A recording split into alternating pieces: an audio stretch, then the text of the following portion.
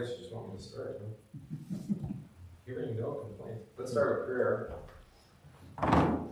May the words of my mouth and the meditations of our hearts be pleasing in your sight, O Lord, our rock and redeemer. Amen. Amen. I was just going through the list of who we should remember. That All Saints Day was a couple days ago. We'd like to remember them on Sunday. So I have Gary and Harriet. I have Merlin. Dick, of course. Mary and Estridge. I forgot that's a year ago now. That was her. Walt Friedman. That was in the last year. Yeah. That was longer ago. What about Marion Gage? Marion Gage. And I have Beverly Benke too. Oh, did sure. that Yes. service as well. Sure. Oh, and That's why I'm asking you. the guy that helps with communion, his mom, Oh. from the butcher's. Yeah, sometimes I include people in What's the her name? Oh, the other guy that helps with communion. Thanks. Oh. Okay, so I'll ask before church. We can include others as well. Yeah. All right. But those were the ones that were affiliated. That I did something. Yeah. All right. So, all right, I have some connections here. Welcome. If you remember last week, we talked about kind of the golden mean, the middle way. Unfortunately, the middle way tends to be the lonely way. I don't think I said that last week. We as Lutherans understand that quite well, because that's how our life is doctrinally as well. Like, we're not Roman Catholic, we're not Protestant, we're not Eastern Orthodox. We distinguish ourselves from all of them, really. And different people like to attach us to one or more of those, right? They're like, oh, you Lutherans, you're just like Roman Catholic light, you know? You look like Roman Catholics, but you're not exactly the same. Or you don't do all the fancy stuff or something. And then others will say, oh, you're just part of the Protestants. It's like, no. Many Protestants deny the efficacy of baptism and the Lord's Supper, or don't even celebrate the Lord's Supper. So I don't think we can really be affiliated with that. So the lonely way is kind of the middle way. And today we're going to end up talking about a little bit about politics. No. It wasn't the reason why I chose not to observe All Saints on Sunday, but we're going to read through the readings on Tuesday when David's there. But it turns out to be coincidentally very helpful to have the 23rd Sunday after Trinity observed rather than omitted, which happens most years, because it's at the end of the church year, and Reformation All Saints tend to take place. We haven't actually heard these readings since 2020, so it's been 4 years. Coincidentally, also a national election year. So, and it was a little bit earlier in the month, I think. Or maybe it was the Sunday after, actually. I think it was the Sunday after the election last time. So that's one of the themes, and it's here in Proverbs as well. Sometimes, what are the things we're not supposed to talk about in polite company? Politics and religion. And politics, religion, and sex. Oh. Yes. Oh, I don't know about that one. Yeah, well, and not anymore. Oops. Now we know I know it. Oops. It turns out that the Bible has a lot to say about those topics. And the reason being is that, where we say they were? Politics, religion, sex. Yeah, they're all given by God. They're gifts from God, and they actually have particular mandates and orders. They're to be used in particular ways and not for others. So God, of course, has to give instruction, right? And then we're not supposed to talk about it, which I think is a way to sideline the church from having a conversation about it as well. And there's, you want to be age appropriate, of course. So there's a time and a place where you can be a little bit more explicit. But in any case, the middle way, right? Don't be overly righteous and go parading your righteousness in front of other people. Nor be overly wise, so act with some humility. Don't let wisdom lead to pride, right? Why should you destroy yourself, right? You want people to actually talk to you and listen to you. Pastor, you're not very accessible. Yeah, that might actually probably be true, but I don't try to parade. But even just a little bit of knowledge today is intimidating for people. I don't know if you've experienced this. If you know a little bit about something, people are already on the defensive because they're ashamed that they don't know more. Why would you don't need to know everything about everything, right? There can be experts, and you can defer to them. And hopefully they have enough humility to want to teach you, right? Bring you along. I don't know why that's intimidating. Maybe it's because we have the internet in our hands, and so we think we're supposed to be all relevant. I don't know. Yeah, I like learning from other people.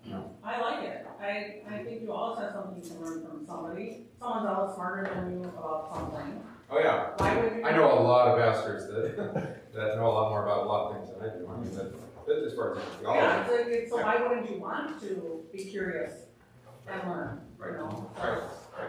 But in any case, you can see how if you are righteous and wise, you can be that holier than thou kind of thing, overly righteous, or you're smart aleck.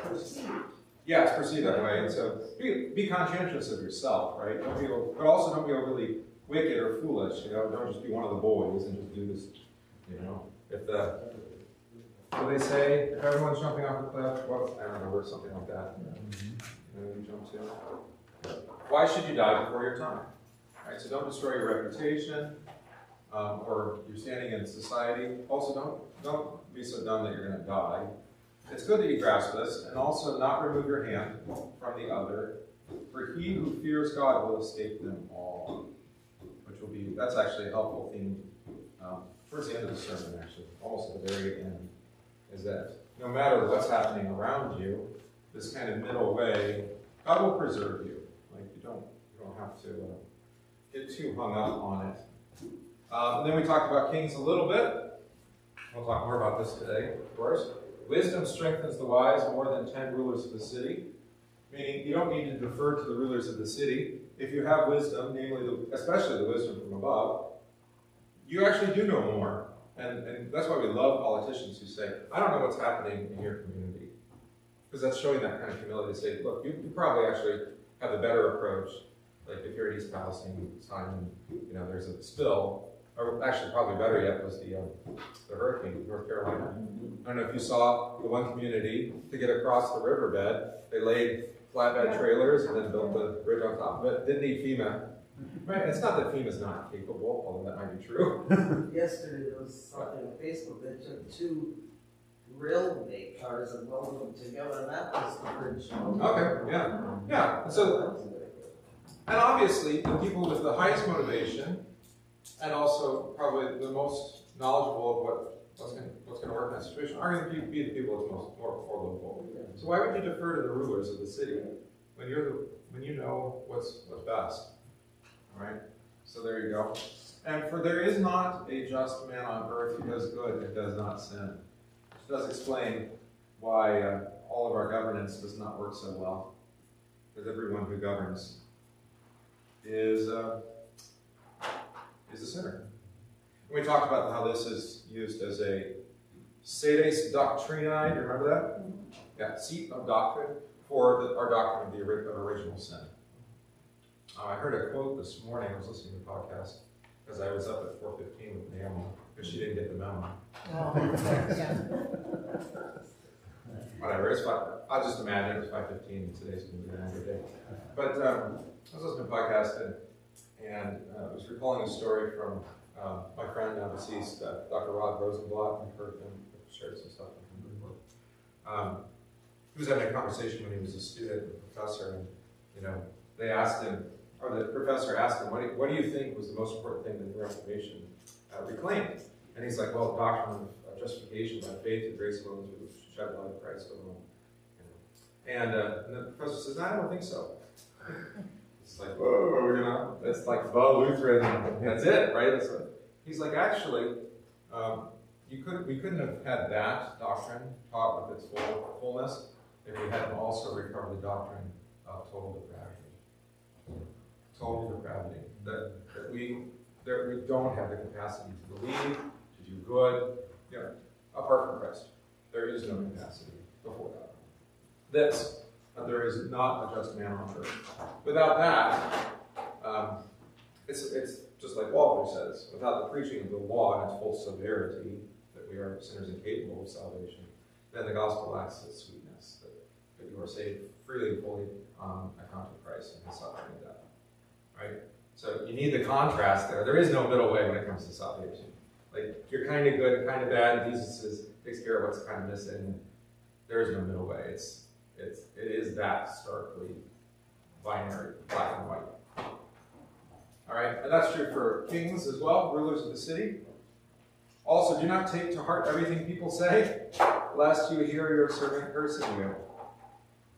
All right, so don't take everything personally. You know, that was a hard one. Right? Not everything's an attack. Not everything is. People do a lot of things just out of neglect or what? Ignorance. Right? They don't mean everything personally. You can take it personally, and then when you take it personally, you end up with a bitter relationship where even your servant's cursing you. Right? For many times, also, your own heart has known that even you have cursed others.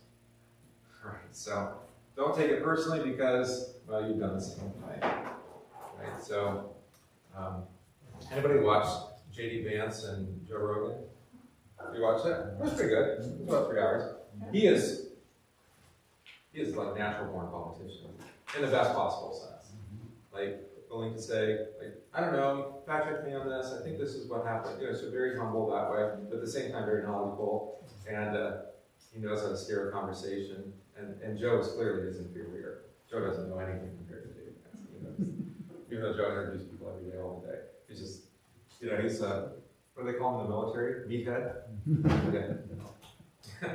So, but there was a really interesting statement in there about, he actually used the word forgiveness. Did you catch that? He was saying that, he was talking about what's needed for us to live together as a people, which is yeah, Vance did. What's needed for us to live together as people. It used to be, I think it was called by, who was the political philosopher at the time of the revolution? That talked about I just lost the word now. I had it, and then I started trying to figure out who said it. Hold on a minute. Social contract. Social contract. Do you know social contract theory? You ever heard about this? That there are like base agreed upon standards, and that we have those agreed upon standards, and that serves as the basis then for us to live together and to trust each other without just implicitly, without even like earning trust. You know, and we kind of have that. Like there's a social contract about driving. Like you don't get to drive unless you've passed a test or tests, or many tests for my children, and you have some experience, and that and if you violate the rules, your license is revoked. Obviously, the illegal situations change that a little bit, because I don't think they're even getting prosecuted for driving without a license. Because how are you going to prosecute a non-citizen? I guess you can court them, but whatever. But there's that social contract. Otherwise, none of you would go out on the road. You have to know that there's that like basic understanding. Even so, you're very defensive. Not offensive. Unless you're in Chicago, and then everybody's defensive, right? A little bit of Milwaukee, but definitely Chicago, right? You can't be a defensive driver in Chicago, right? Speed limit is not even a recommendation here, right?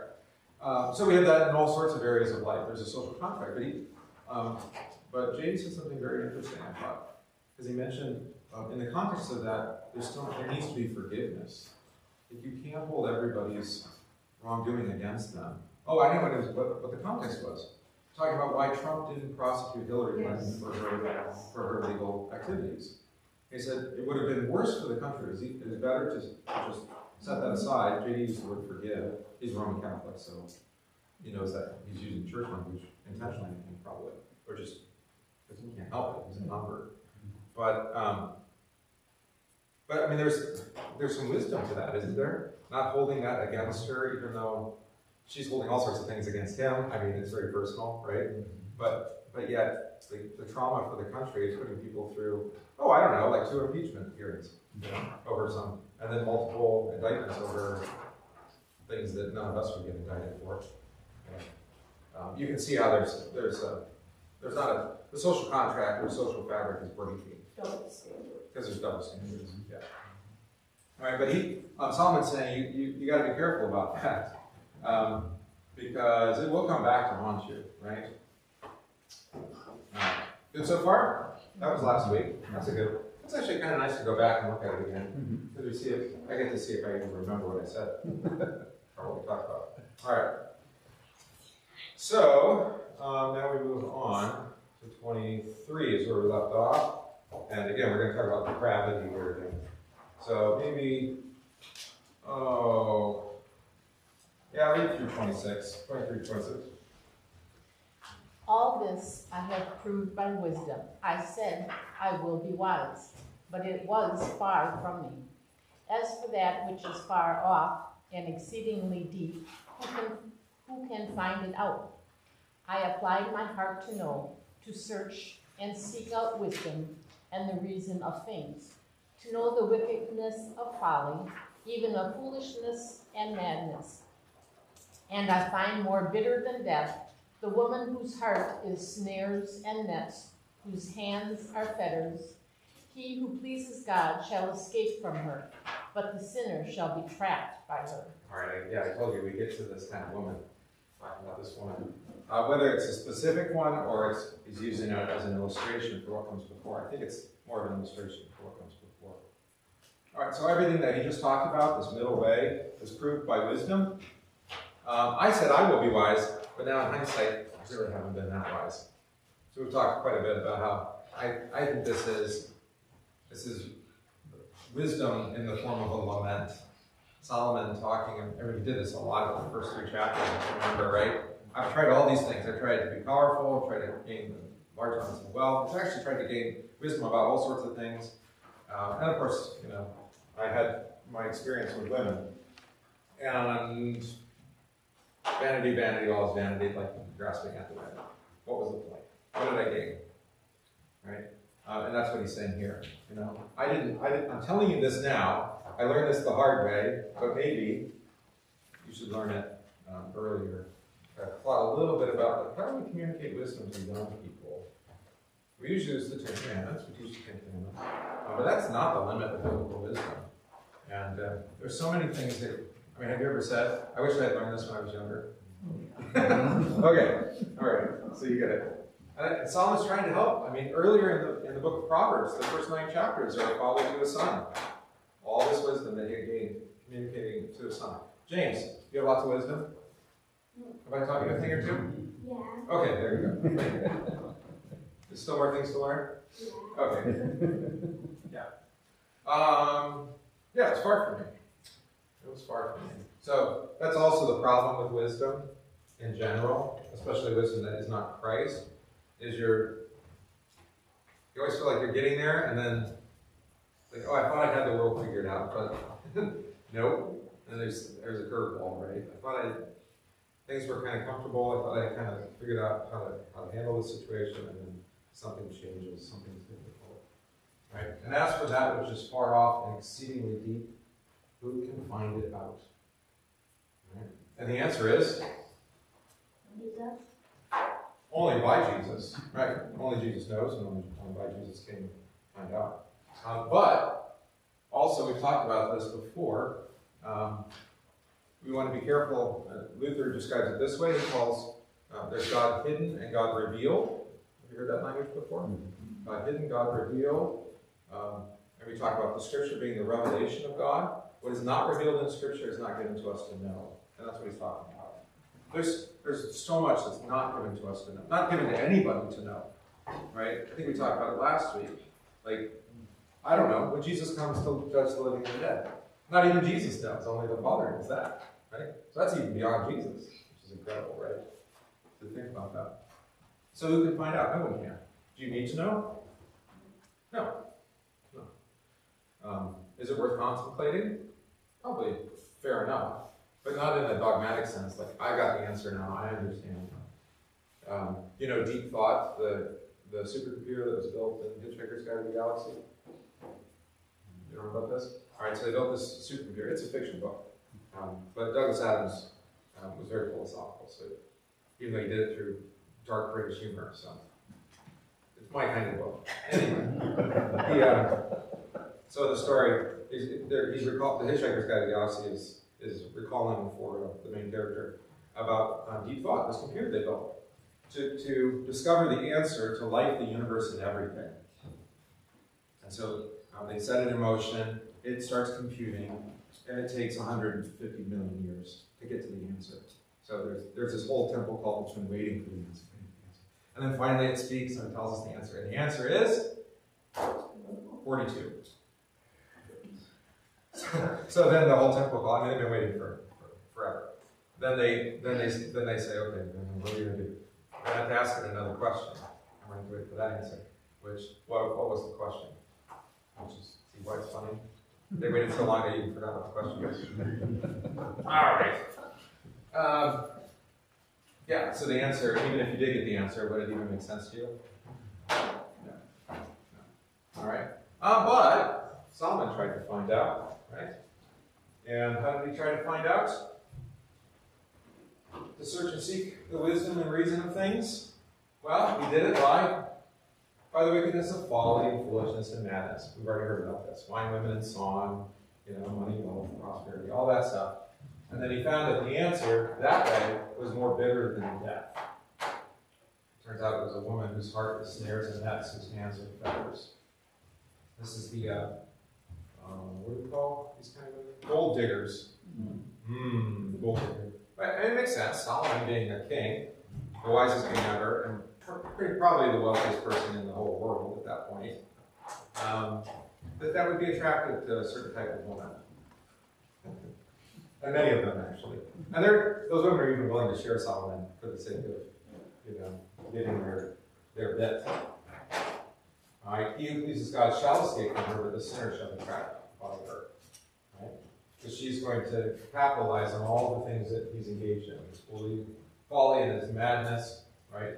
All the things that she wants are the things that she's going to use to ensnare him. Wisdom sometimes is personified as a woman. In Proverbs it is.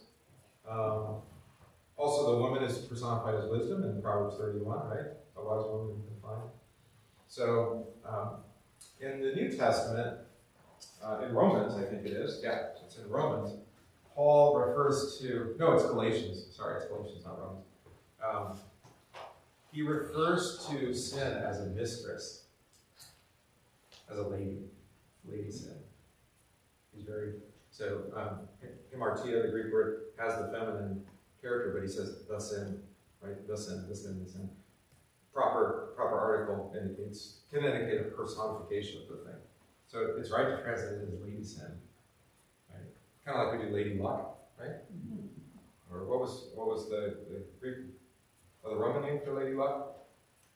Fortuna. Which I always think it's funny because I think of the fish. Fortune, right? Lady Fortune, Lady Luck. Yeah. Same thing here with sin. I think that might be what he's doing. I don't think I even wrote that down. But because of what Paul said in Romans, maybe that's where he picked up on it. Before we get too far along, look at the notes here. The bottom of page 1 from last week.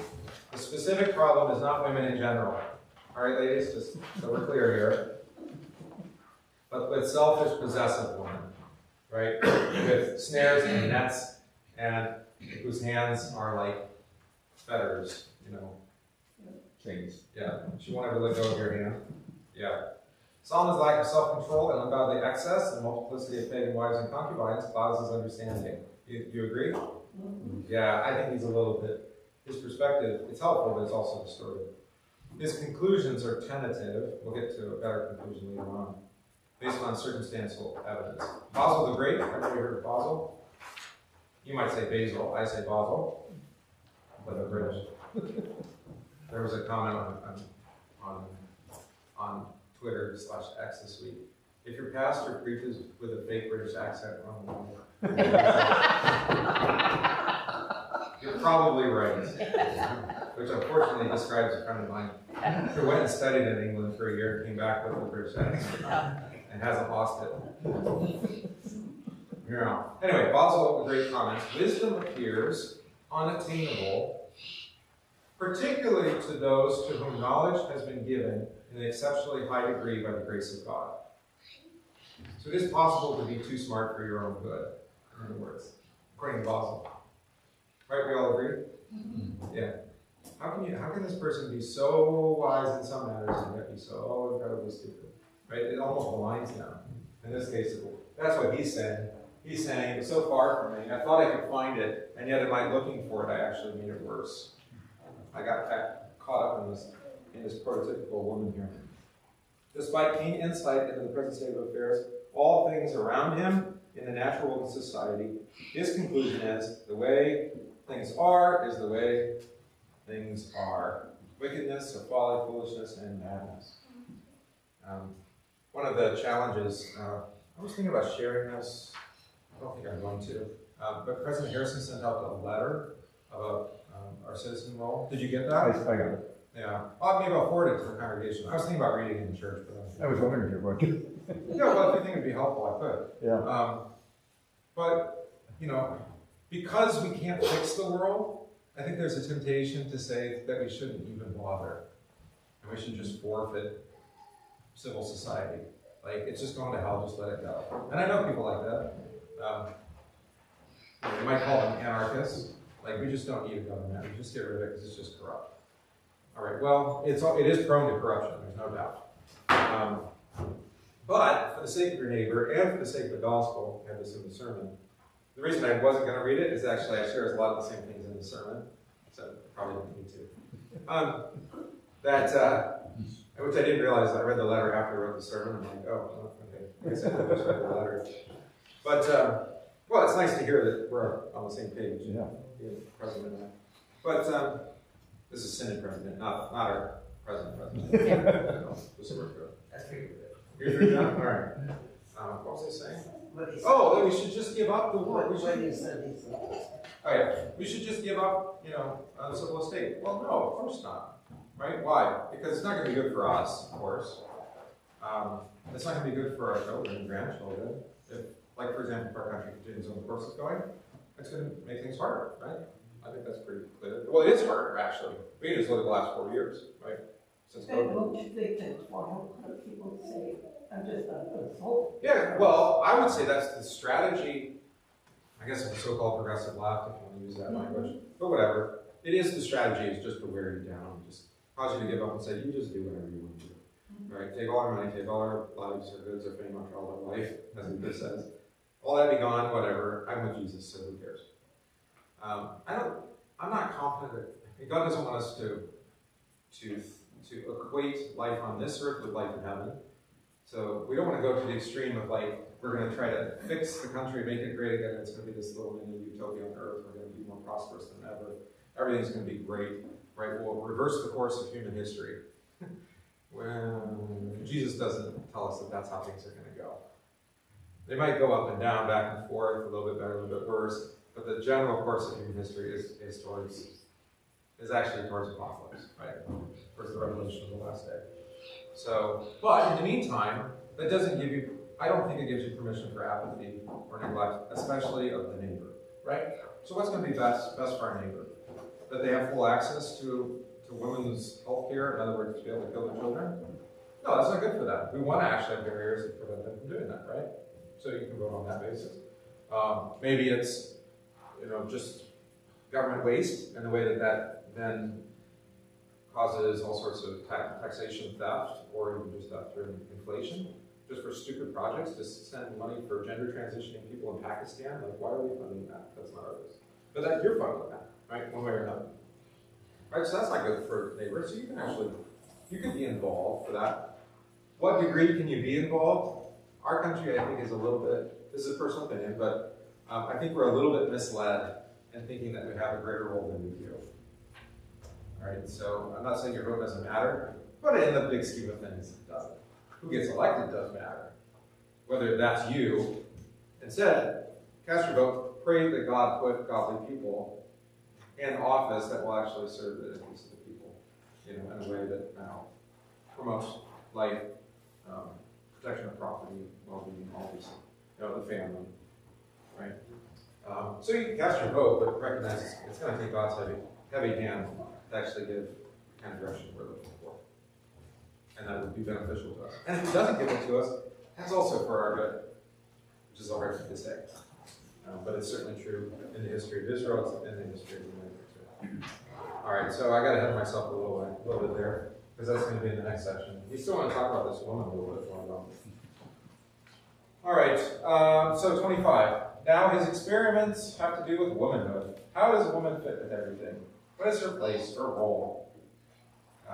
Is she the embodiment of what is wise and life-giving, which we have in Proverbs? I mentioned Proverbs 31, also Proverbs 8 and 9. Or is womanhood an example, living example of what is evil, stupid, insane, and deadly? Matt, you want to answer the question? Proverbs 7 and Proverbs 9. Yeah. Sorry, just pick on you. It's apropos. Evil, stupid, insane, and deadly. So that's just, I'm just quoting from Proverbs 7 and 9. That's Solomon's opinion at one point. He's of two opinions. So, of course, that's our experience with everybody. In one moment, you think they're the best person ever, and the next moment you're like, well, how could they do this to me? Right? So, Solomon's had that same experience with others, too. But trying to find wisdom in others and not in God and His Word, or even just through observation and experience, that's his problem. So, he has negative assessment here in verse 26 about one category of woman. A wise woman is hard to find, but so is a wise man. Fair enough? All right. A godly woman is a distinct blessing to a man who is privileged to have one as his wife. So that's one of the things that he does counsel extensively, especially in the song. And I think it's wise for you to counsel that, whether as a parent or as a grandparent, is not to just give your children's courtship over to them alone, but have a pretty heavy hand in that. A directed hand. Put them in good situations, allow them or give them opportunities where they're going to be around wise and faithful people, so that you're not exactly setting them up, but you can just call it that if you want, because that's the that's the way to do it. If you allow them to consort with fools, guess who kind of people are going to be attracted to? The fools. Is it right? Solomon had trust issues. Solomon had trust issues? Sure, he's given everything that he had. I think it seems overly trusting to my attitude. How else are you going to marry 700 women? Well, why would it be that? Why would he do that? Well, it's trees and all sorts of things. But it's part of it is he does view women as a possession. It's part of his wealth building and Christ. And children, they're a gift from God, but then they can also be a fun idol, right? And you just, like you mentioned Elon, he's 10 children, but 3 women, he's not married to any of them. I'm sure he does lots of alimony, but then he laments that the one child went through a sex change operation. Well, you're not even his father. You are biologically, but trust issues. Anyway, while a pagan wife poses serious danger, you can read about that in 1 Kings, all the kings of Israel, so is the more mundane, predatory one who lusts for control and material goods. The predator. And I gave you the kind of crude, callous name for that in our culture last week. Solomon's description here is not universal. Those made wise by the gospel will see their sin and turn to Christ for forgiveness, and to one another in forgiveness. The healthy marriage of believers can have trust and love, manifesting the divine love of God for Israel. Right? And at the heart and center of that is forgiveness of sins, which I tend to preach every single wedding sermon. I don't think that bride group ever hear it, but hopefully then I can refer back to it someday when they come to me and say things aren't going so well. And say, remember what we talked about? Anybody watch Blue Bloods? I talk about Blue Bloods all the time. All right, most recent episode. I watched most of the older ones. All right, well, the most recent episode just aired the other day. There's 3 public officials and they're not talking to each other. And then eventually, by the end of the episode, I'm going to spoil it. Is that okay? Yeah. Whatever. Mustache, Tom Selleck character. He intercedes between the two and reveals to them that they need to forgive each other. So it was another example of his forgiveness. He actually uses the word too. Well, he's Catholic in their Yeah. Catholic family. In the show, yeah. He's Christian in real life, so I get it. Irish Catholic in the show. It's like, you guys, both of you wronged each other. The only way forward for you two, one's the mayor, the other's the police chief, or fire chief. He's the police chief. So the police chief comes in between and says, you've sinned, forgive. They both say no. And he says, that's it for me, I'm walking out. You guys, you're going to figure out a way forward. But he's just told them what it is. It's really kind of a brilliant scene, right? And it's the same thing for Christian marriage. You know, and it's not to say that the marriage could start out on completely the wrong basis, but then Christ intercedes, intervenes, or invades that marriage, and there's a conversion to faith, and then, yeah, there's going to be past wrong, but the way forward is for that wrong to be covered in the blood of Jesus. Right? And that's true for Christians who marry too. I don't know if this has surprised you, but I mean, probably Gus and Eileen could give us an example or two, if you were comfortable, to talk about the ways that you sin against each other over 62 years, 64 years. You still sin against each other. I mean, I'll say something, he says, no, it's not. I say, yes, and then you start bickering, yeah. That's mostly harmless, I suppose. Anyway. Yeah. All right, so he's still figuring stuff out. This is incredible. This is an old king. Wisest guy in the world, and he still can't figure out. He can't figure out the woman either, which is great too, right? Men can sympathize with that, I think. All right, so here's what I found. 27 to the end of the chapter. Here is what I have found, says the preacher, adding one thing to the other to find out the reason, which my soul still seeks, but I cannot find. One man among 1,000 I have found, but a woman among all these I have not found. Truly this only I have found, that God made man upright, but they have sought out many schemes. Isn't that something? And really, I mean, this verse will connect to it, so we might as well read it. Who is like a wise man, and who knows the interpretation of a thing? A man's wisdom makes his face shine, but the sternness of his face is changed. This verse kind of stands out. It doesn't really, it seems to connect a little bit. It doesn't really connect with either what came before or after exactly. It's more generic. All right, so here's what I found. Adding one thing to the other and trying to find out what's going on here. And I didn't find out. I'm still looking. I can't find wise, righteous people. 1 out of 1,000 among men, and then none out of all the women I tried. Of course, like you said, I think as I wrote, his vision's a little clouded. The majority of his women are not from among Israel or Judah, right? He's married all these foreign women who worship foreign gods. Of course, he's not going to find wisdom there, but so it is. It really is true, though, and I think it's become. I mentioned the whole thing with courtship and young people. It seems to have gotten more difficult. I know, like I went to Concordia, so I narrowed the dating pool a lot. You know, like when I went to Concordia, 60% were Lutheran, right? And 40% were not. But even of that 40%, 20% were Roman Catholics. So your total population of Christians at the university was on campus anyway was very high. Commuters, another story, but on campus. So that narrowed the dating pool, and of course I found Anne found me, or the Lord put us together, however you want to look at it. But we've often talked about, like, how do other people find people? And I don't know, it's pretty challenging. You might find them at church, maybe a high school sweetheart, right? Sometimes that happens. Even at public high school.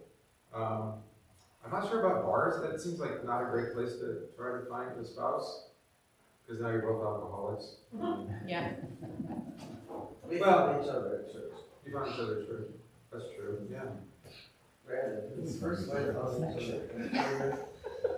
Brad, at course. And his second wife, they were on the computer. On the computer, yeah. So they were on the computer, but like a Christian. Yeah, dating site. And ended up, she's the perfect kitty match. Yeah, I know, that's amazing. Awesome. That is awesome. Thanks be to God. Yeah, it's great. Yeah, I don't have a great answer for this, apart from being more intentional about it. A friend of mine, or a couple friends of mine actually, they put together a singles cruise for single, which seems to be a little dangerous. Put them all on a boat. But the people who organized it were pastors, so I don't know. I mean, they're Christians. So. I think they were actually successful. Some of the people came back dating as a result. They went looking for someone to date, right? Well, I see even the district has a singles group. Oh yeah, that's right. Yeah, I put the thing on the email. It's out on the screen there too.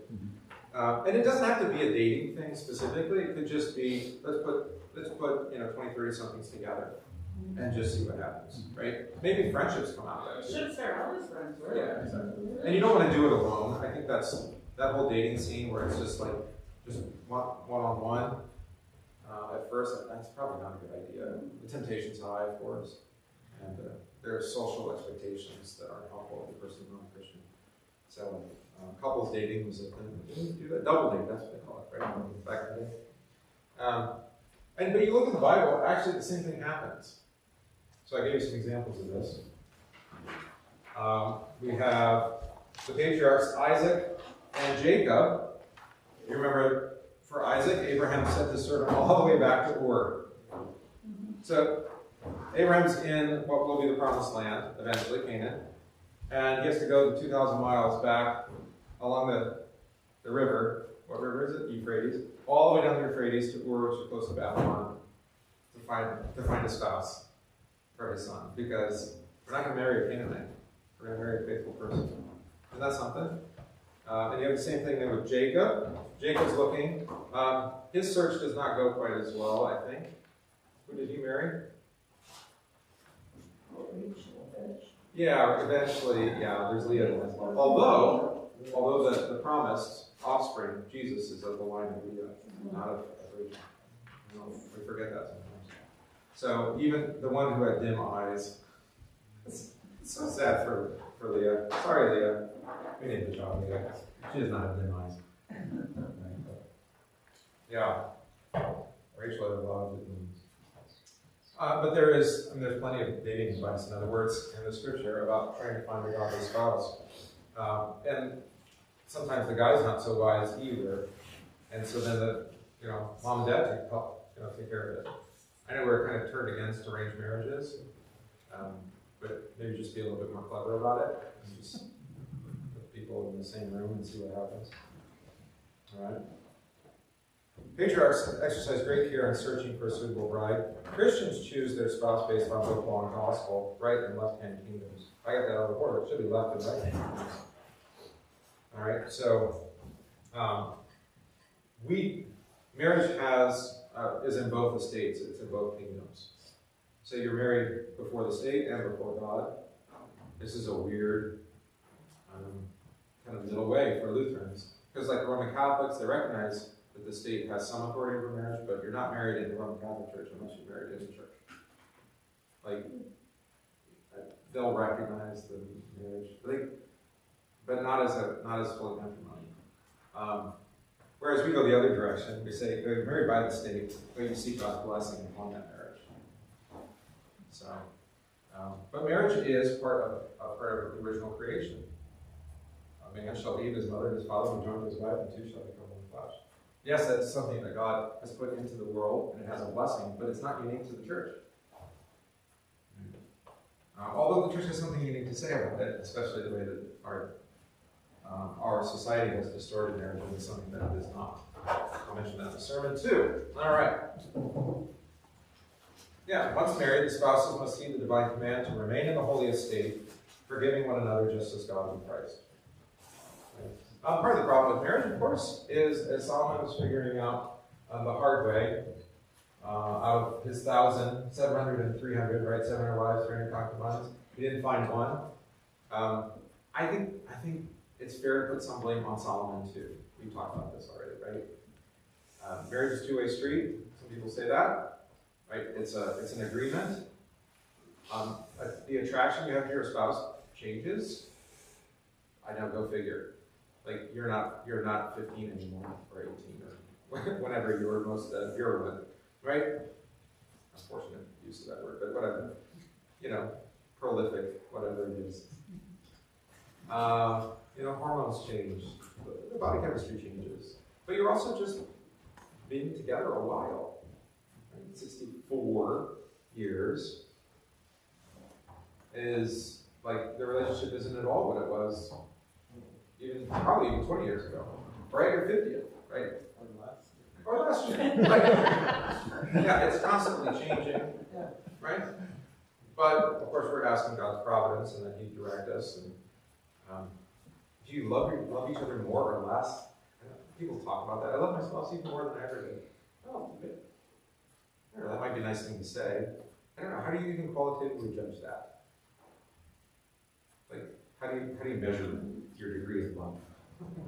If it's physical attraction, it's going to be less, probably, right? If it's commitment, it might be more, it might be less too, right? The key is, what does God say about you? It doesn't really matter what you think or feel. What does God say? God said, I put you together, and I want you to stay together, and I'm going to help you, right? That's where Solomon says we're missing some wisdom here. All right? How old was he when you wrote this? My guess was probably 50 or 60. Yeah. Do the math on 700. I know. That's like, Don't do was it three days? You gave it 3-4 days? Yeah. Yeah, I mean, he's just going from one to the next. He's a serial adulterer, basically. Seems like it. All right, and then 29. Truly, this is what I have found, that God made man upright, but they have sought out many schemes. Why is it hard to find a good man or a good woman, or a wise wife or a wise husband? It's because no one is good, as he said earlier, right? And wise after the fall. Thus, the schemes, apart from God, are literally evil intentions. Many schemes, evil intentions. Right? This is what Athanasius calls the madness of idolatry and the invention of idols. If you ever read Against the Heathen, it's fantastic, fantastic work. I've been reading a lot more church fathers if you ever noticed that. So, Who wrote that? Athanasius. Oh, I think. Yeah, Against the Heathen. The madness of idolatry. It makes you crazy. Like, you don't even think straight anymore. You don't even understand what's happening. So, you're right. 700 women, Matt, you probably lost your mind.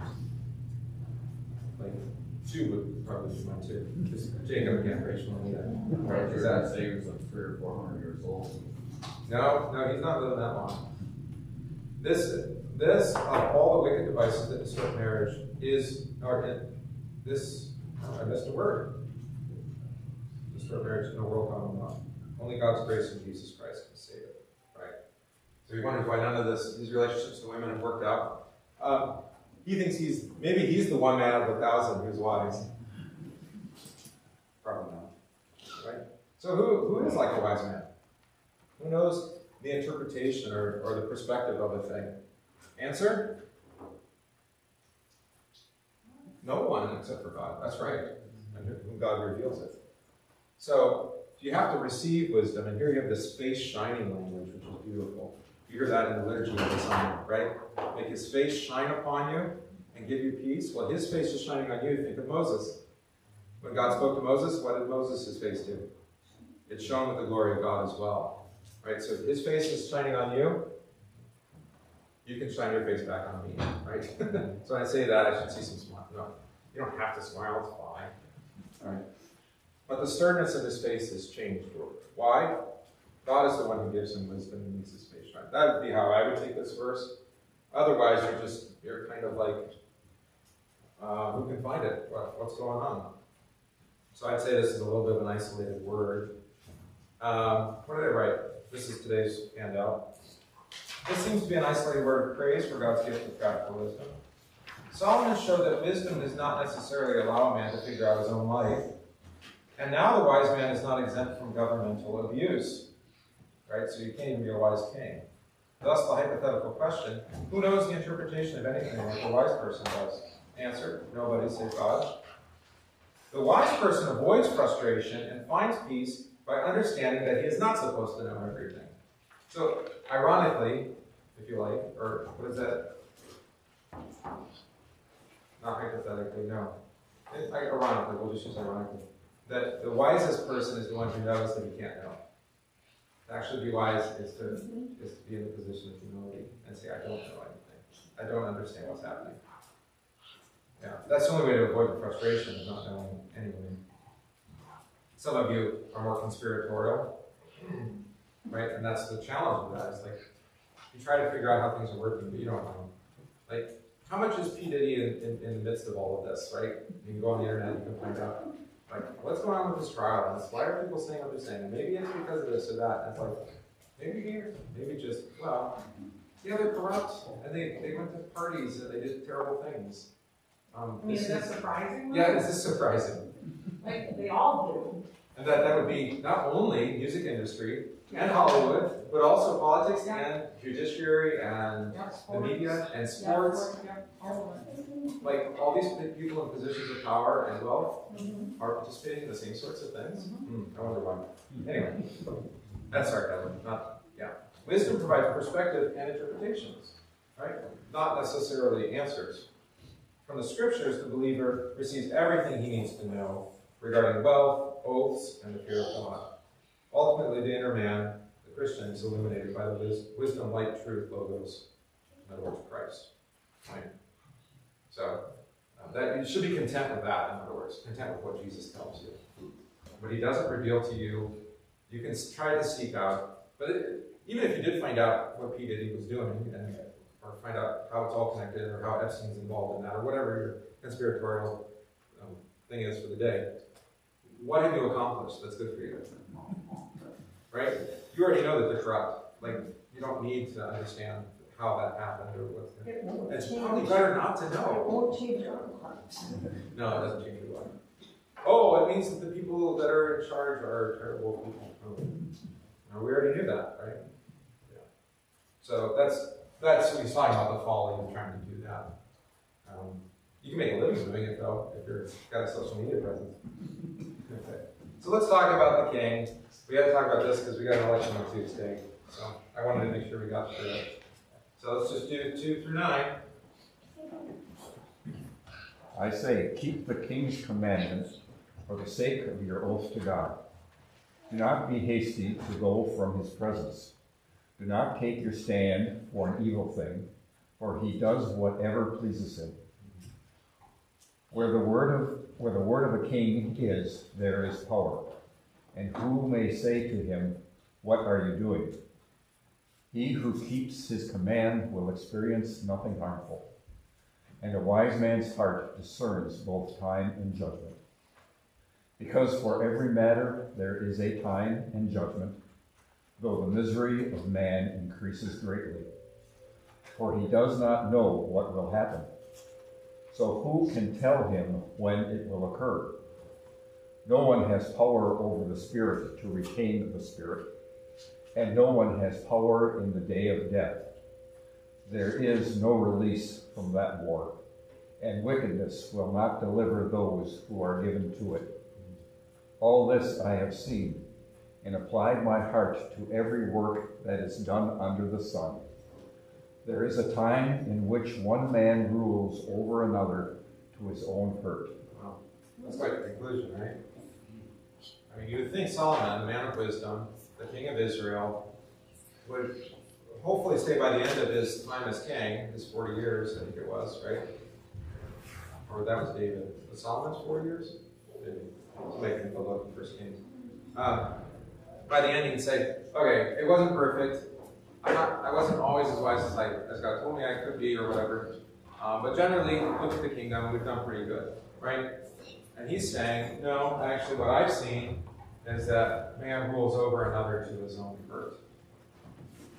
Like, Solomon's saying, I didn't benefit being king. It actually hurt me. Because look at what I've become. Right? All the wives, all the wealth. And yet, where's my fear and love of God? Right? So that's the I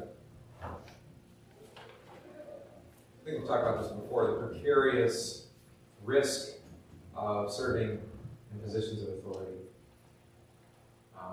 Parents know this, right? You can be overbearing over your children. So there's a delicate middle way on that. Pastors know this. You can be, we used to call them Herr Pastor, Lord Pastor. You can call me Lord, it's fine. I will accept it. Or Father or whatever. Can we call you Rabbi? Call me Rabbi. Is I like Rabbi that. appropriate or not really? It might be confusing. Okay. It's a teacher. But yeah, positions of authority, and of course in the civil government as well. Right? It goes to your head. I think that's the expression we use. Right? Don't let too much power go to your head. It's always a risk. And so in a way, civil government is always being reformed, either by us or by God or both, right? Either actively. Because it's a beast, according to John in Revelation. I'll quote in the sermon. And what do beasts do? Devour. They devour, that's right. And they grow bigger. There's that kind of beast, right? Where it becomes like Jabba the Hutt. So now you can think of the king. And I know for some, this may seem weird, whether we call him king or we call him Caesar. You're like, well, we don't have a Caesar, we don't have a king. Isn't the administrative state basically, like they just enact rules and regulations, or as we learned with COVID, mandates, no rules process, no vote. Our representatives weren't even involved. They didn't even have to go to DC to vote on it. It was just a unanimous vote. You know, I mean, student loan forgiveness would be a good example recently. It's just by fiat, just by declaration of the king. Executive orders. They call it executive order. Right, we've been dealing with this for 100 years. I don't know if you know this. FDR was the first one. Blew up. JFK had 10 times as many as FDR. So these executive order things, it's like, it's true the executive has to make orders to direct how to enact the law. But better to just put it precisely in the law and not leave it to the president/king to direct things. All right, anyway, so we can understand this. Imagine, don't call him a king, don't call him Caesar, call him president, call him governor, call him Representative Grossman or something, right? The advice is still true, right? If he says do something, just do it. You can think about it later, but COVID was a good example of this. I mean, I think in hindsight, you'd say, yeah, probably would have acted. I know I would have done things differently in hindsight. But at the time, it was a new thing. I had no idea. The mandate comes down, you say, I'm going to have to take them at their word. I think they're later to find out that they were fraudulent, but a lot of the evidence was misleading, etc. But in the meantime, just do just submit to them for the sake of your oaths to God. And that's Romans 13, right? Submit to every governing authority, because God's put them there, right? It may bring you to repentance through it, right? You may end up doing something terrible because you didn't think about it first, but that's still God's work. When you're in His presence, don't be too quick to leave, right? So you're always like, there's a deference to authority, right? So, I mean, this is true. If your parents, mom or dad are talking to you, do you just get up and walk away when they're talking to you? No, you don't. You're listening, right? And so you say, okay, now, that's it. You can go now, right? So you have permission to leave, right? Yeah. So that makes sense. This one's a little bit enigmatic. The Hebrew's not too clear either. Don't take your stand for an evil thing, for he does whatever pleases him. So that could be like standing up against him. You say it's evil, but like, I mean, there's real risk to standing up to the king and saying, what you're doing is evil. Now, people do this when it's contrary to God's word. Daniel does this more than once, right? Lion's Den, but also fiery furnace, here with the 3 young men. So the book of Daniel has many examples of standing up against ungodly rule. All right? But generally speaking, I mean, you have to count the cost, right? It's like, is it worth forfeiting my life for this? It might be evil, but is it like whole pot evil, where we're going to murder 50 million people or something? Right? This was Dietrich Bonhoeffer, part of his story, who's Protestant, wasn't really Lutheran. People think he's Lutheran. He's kind of half Lutheran, if you like. He was friends with the Reformed guys, doctrinally as well as spiritually. But, he thought that what he knew about what the National Socialist Party was doing, it was worth risk to his own life to Go back to Germany. Yeah, and also to be a part of an assassination plot against Hitler. It was that serious for him. Did he know? There's a movie coming out, which I think the family of Bonhoeffer, his descendants, say is going to be more accurate than the books that have been out. Because they were, his memoirs and whatnot, kind of the famous biography, it's a big, thick biography. The family's not real happy with, because they say it's not consistent with the real story. But anyway, that's an example, right? Modern day example. Is it right to stand up against Hitler? I think in hindsight, maybe we wouldn't do it, but given what he knew, he thought it was appropriate. And it seems right. But don't you think like sometimes God uses that later and through history and for the benefit of the rest of us? Now we see that example And, How would you even know in the moment anyway? right. I mean, you're going to just have to throw yourself at the mercy of God and say, I know that you told me to obey civil government, but what this government's doing is so far abhorrent to your word. You have mercy on me. Would you say that would be a hidden life? A beautiful, like, very art house would be a hidden life? It's on my server to watch. Very, very good. And It's Terrence Malick. Yep, and it's exactly a hidden life. I had a little- Very good. You guys should. I was going to watch it after I watched Thin Red Line, Okay. that's also, that was his comeback. Okay. Yeah. But it's really dealing with exactly that. Yeah. One man struggle with that. Right. And who can know? Mhm. But, I mean, Solomon's already established that. How can you know? So you have to defer to the mercy of God. But here, be careful. Oh, so you could stand up against him, or there's another way to translate this. It's kind of, I didn't write it down, so I don't remember exactly how to work it, but it's something like, don't just go do what he tells you to do either if it's evil. So you could take it that way. All right. But this all makes perfect sense. Where the word of the king is, there's power. Who can say to him, what are you doing? Off with his head, right? Truism. He who keeps his command will experience nothing harmful from him, right? And a wise man's heart discerns both the time and judgment. Like, is this the right time and place? Should I listen? Should I not listen? Can I ignore it? Can I wait a little while? Can I pay the penalty and not, and defer the judgment until later? Like, there's all sorts of ways. But no matter what you do, misery of man is going to increase greatly. And the reason why you just listen to them, and this was the thing with COVID, I think it's a great example of this, is that we didn't know what was going to happen. Mm-hmm. At the time. I think some of us were very skeptical as to, it seemed like everything was kind of ramping up very quickly. But we didn't know. Once we did know, okay, clearly this is not what they said it was going to be, so now let's pull back, right? That was the thing. But this is the problem. They thought they knew what was going to happen too. But they're an authority. So, they get to tell you what's what. And I know that's all very unpleasant for us, especially for us who are more leaning towards anarchism. We just don't need them. But the problem is that God is very explicit that he gives us civil rulers. And he gives them to us for our benefit, whether that be for discipline or that be for to commend those who do well. But that's the whole problem. You think you know the future. You don't. So just do what they say. But I mean, wasn't the Catholic Church the main form of government even during Luther's time? But he stood against that. Ah, yes. That's in the sermon too. Not as much as I did a lot of reading this week. Specifically, I got a copy of something. We'll do it on Man Books. I think we were going to do it this month, actually, but I'm pretty sure that Mr. Riley has moved on to other things by now. I had forgotten that we said we were going to do it. But it's a confession of faith from the city of Magdeburg, which was the only city in Germany that did not sign off on the Augsburg Interim. You don't know the Augsburg Interim. This is all historical stuff. But the Augsburg Interim was a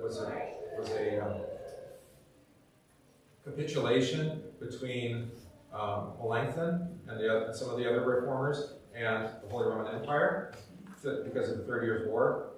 So then the Peace of Augsburg and the Augsburg Interim said, we're going to give up some of the reform things that we want for now so that there can be peace. One city, Magdeburg, said, no, we're not going to Corpus Christi. We're not going to refuse to give the people the chalice. They get both kinds, bread and wine. One of the things that were very important to us at the Reformation. And Nicholas von Arnsdorf, Luther's friend, he was with Luther at the Diet of Worms. He was a student, but also his friend, wrote a confession of faith and said, no. And said for 13 months, the city was under siege by Charles V. Surrounded, right? And they withstood until they finally they actually broke the whole Roman Empire, one city. They broke the back of them saying, we're not going to forfeit the confession of faith. And coming out of that was saying, because God's word is superior to you. And also, those who are under you, if they're submissive to God's word and you're not, then they actually have the right. They now are the authority we listen to. So our local prince, who's faithful, of course we should have known this is exactly what happened with Luther in Saxony. Now this is the Magdeburg. So Resistance against tyranny is not something we're really good about talking about. That document, despite its history in the Lutheran Church and how influential it was actually on Reformed people, like Beza and others, was never translated into English until about 15 years ago. So we didn't even have access to it. And nobody talks about it, which that sounds conspiratorial. Yeah. So, yeah. Listen, at the very end of the sermon, I actually I picked up on, give you some strategy. Okay. So, anyway, you can vote if you want. Or Patrick. if the king says vote, maybe just vote just because he's the king. Hey, Don. Yeah. The deadline is November 5th. Well, that's the So problem. they still have a little time to I sign up if they need it. think it's really clever, actually, to just make it this nothing, this no one. Who's even the president? We don't even know who that is. Who's actually doing any of the stuff? I know. Okay. Did I forget to turn on my mic or is it? Or the battery died?